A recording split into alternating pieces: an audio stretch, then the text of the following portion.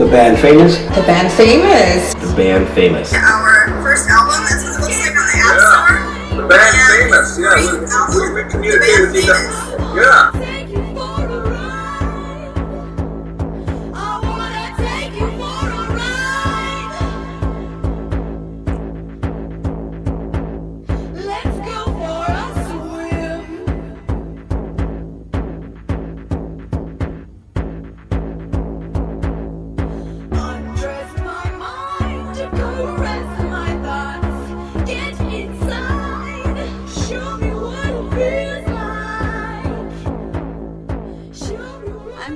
With Dakotah Faye with Money Stackz Entertainment, putting out hits like Echoes, which you may have heard on TBF Radio, as he's featured in our Hall of Fame, and we have him there with pride. We think he's awesome. I'd love to be there. Yes, and also hits such as 47, Get Me Hype, and 701, Elevator Music, and so many more. And just want to say right from the start, thank you for being here with me. Oh, anytime.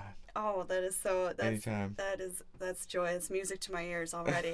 So I have some questions, if I may pick your brain a little bit. So you just had your first show in LA, and I just want to know what it's like playing a show in LA versus like North Dakota and like some of the other venues that you've played at.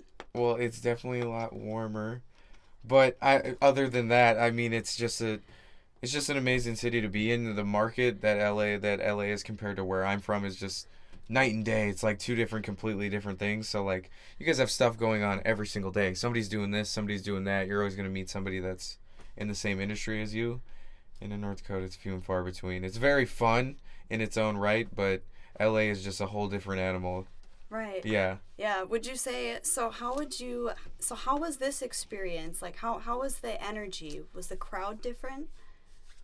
They were very attentive. I know going first, it's like you really got to like set the tone with the show. So like, it's fun to play first because you can really like dictate how the rest of the show is going to go as far as vibes. Yeah. So they were really attentive. Like everyone was listening. I think like towards the end of it, I kind of got everyone loosened up.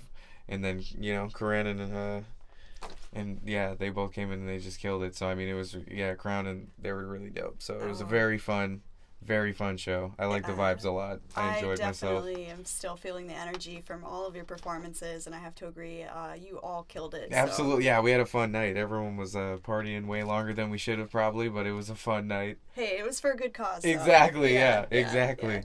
So I guess this kind of leads into my next question. Okay. So would you play a show in LA again? Of course. I mean, any excuse to get out here again. Awesome. That's for sure. Would you play a show at the band Famous again? Of course. Hopefully you can actually play this time with us. Hey, it's a date. It's a date. All right, we'll make it happen. We'll make it happen. That's what I want to see next time. But yeah, I'll definitely I think I see it in the cards. I'll definitely be here again. I think it's in the cards for us. All right, sure. Cool. So you're no stranger to the stage with some amazing shows you've contributed to. You've shared the stage with acts such as Afro Man. Nice. I'm not even smoked with him. He was really cool. He's a really cool dude. That's awesome. Yeah. And also Nelly, so tell us about those experiences. What was that like? I mean, it's a really cool experience because I grew up listening to these guys, so like being able to be on the same bill as these guys and see meet some of them and some more interaction than the others, but it's still like a really cool experience. It's kind of the only way in my state to really like get a lot of notoriety or people seeing you is like doing those shows, because I mean they draw thousands of people. I played in front of like thousands of people because of like other artists, so it's kind of tough. And considering like in my state there's not a lot of people doing it, those spots are like really sought after, and if you get them, it kind of like to other local people, they kind of like despise you because of it, because it's like this one lone person gets to do this thing. But opening for acts like that is like a dream come true, and it's like a great way that I've gained like a lot of fan base from where I'm from. Yeah, for sure. I mean, I think it speaks very highly of just your success as an artist. That like that. I mean, you rocked out with Nelly and Afro Man. So many man. Like dudes, that's yeah. one for the books for sure. It's bucket list stuff for sure. Hopefully this weekend was one for the books. Oh too. yeah, it's right up there. Like this is top priority over like any fam. show I've ever done. That's awesome. Oh, The my hospitality is real, so I appreciate that. Thank you. We appreciate you. You're welcome anytime. Consider our spot a home away from home. All right, well, if we're booking a date, then I'm coming back. Oh yes, we'll be no strangers. No strangers. So who are going on to my next question? Who are some of your biggest musical influences? Like who inspires you? I don't know, and artists. I guess music that I'm listening to currently. It's always kind of revolve or changing, but life really. I mean, just living life and like my friends and kind of my own experiences. That's what kind of inspires me to write music. I try to music is like a therapeutic type of form of entertainment for me ever since I was younger. So it's like kind of the way I get shit off my chest because I wasn't really like a social butterfly as a child. So this was like kind of my way to be, kind of express myself in that way. Come to know yourself. Exactly, yeah, because you think you're one way, but it's different. Yeah, sometimes being in public can hinder who you truly are inside. Letting yourself loose a little bit, and that's kind of like my outlet to do that. Yeah, that's one thing we all have in common is we're all on the path to self-discovery. Right, yeah. And I would agree that music is a huge tool for that and Super. helping us get there. Super. And speaking, so you mentioned a young age. So when did you first actually get into music? As far as recording music, me and my friend Eddie Mack started recording music when I was like 14. He was like 13, so about 10 years ago. But like before that, you kind of start how like most rappers start. They freestyle at parties or like freestyle with random people. It's just kind of like, even if no one's good, they just kind of all do it. It's like a fun thing. It's just, so you start out like that. I started younger even, and I guess in a sense, because I used to write poetry a lot when I was like really young. I was a really sappy kid, I know, but that's awesome. So I've been kind of like rhyming for a long time. That's kind of just something I really like. Writing has always been like the best subject in school for me by far. I'm not good at science or math, but like English, I could tell a good story. I was a real good liar as a kid, so I think that probably helps towards my my writing prowess maybe a little bit. But so yeah, it's been quite a bit.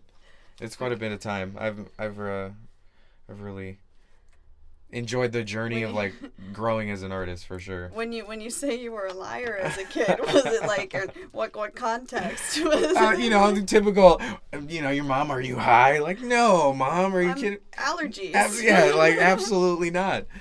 So little white lies like that. I get, so nothing like hurtful. Or I'm protecting my mother. Okay, that's how I justify it. Making sure she doesn't need to know. Night. Yeah, okay. exactly. Well, no, I mean, I'm sure she's listened to your music by now. So. No, we're cool now. We're cool. She knows. She absolutely knows. But when I was younger, she's trying to, every motherly duty, they try to protect their children. I was being young and dumb. I probably shouldn't have been doing it that young anyway. I wouldn't let my kid. So. That's funny. I love it. So. Well, okay. So would you say that like many genres inspire you? Oh, absolutely. Yeah. Like generations, like. Oh yeah, definitely. My mom grew up listening to like 70s disco, a lot of like rap and hip hop and R&B and a lot of stuff like that. Yes. Growing up in North Dakota, you hear country a lot. I like. I grew up in the 90s, so I mean like alternative music is like a big part of my life too. So it's like. Definitely. I like anything. If you hit shuffle on my playlist on my phone, it like goes. I go to Tupac to like, you know what I mean, Third Eye Blind, and then go to Queen, and then it's like I'm all over the place. So yeah, I love all genres of music for sure. That's rad. I feel like we would have been friends all throughout life. Oh, so yeah. It's so nice to like just meet you and like Xander and I have been a fan for quite a while, and I've been a fan as well. All of you guys. Oh, thank you, fam. Yeah. Love. That's what it's all about. Empowering each other, supporting each other, encouraging each other. And, we're super proud of all of you. We're super proud of you. You've got a great career going as an independent musician. Thank you. Yeah, well done. It's not, these it's kind of things don't fall in your lap. It's a tough gig, yeah. It's a lot of hard work. Yeah. It's a lot of long nights. But it's sacrifice, worth it. Yeah, right? Absolutely. It's not, it's not fit for everybody. No. And so I guess what I wanted to ask is, do you plan on staying independent? Or are there any labels that you have your eyes and ears on?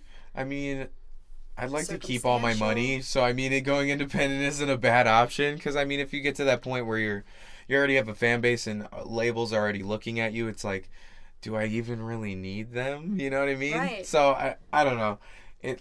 Like I told you earlier, it's like, it's got to be the right situation for me. It's got to be, sure. The stars have to align for me to like really get into a label idea. I can get the benefits a lot, but like if I can do this shit independent, I'll just do that. I have no problem doing that. So it would be like circumstantial. Right, exactly, yeah. Gotcha. And I think that's probably most people's outlook, because it's like, it's not like back in the days where labels were the only way to ever have a chance of making money in the industry. So people were just like, oh yeah, I'll sign, here you go. We're not in the dark ages. No, it's not like that anymore. Yeah, so it's a whole different thing. So I'm kind of on the fence about it.